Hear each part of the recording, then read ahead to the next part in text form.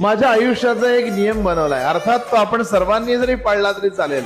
आपल्याला आयुष्यामध्ये कोणतरी नावं ठेवणार असते, कोणतरी वाईट म्हणणार असतंय किंवा काहीतरी म्हणणार असते, किंवा तुमच्या प्रत्येक चांगल्या प्रयत्नांना तो ढोंगी म्हणतो, तुमच्या प्रत्येक चांगल्या गोष्टीला तो वाईट म्हणत असतो. लक्षात घ्या, अशा माणसाविषयी जाणून घेण्याची वृत्तीच ठेवू नका. असा माणूस आपल्या आयुष्यात आलाय किंवा असा माणूस माझ्याबद्दल काय सांगतो, माझ्याबद्दल काय म्हणतो, माझ्याबद्दल त्याची वैयक्तिक मतं काय आहेत हे ऐकूनच घेऊ नका.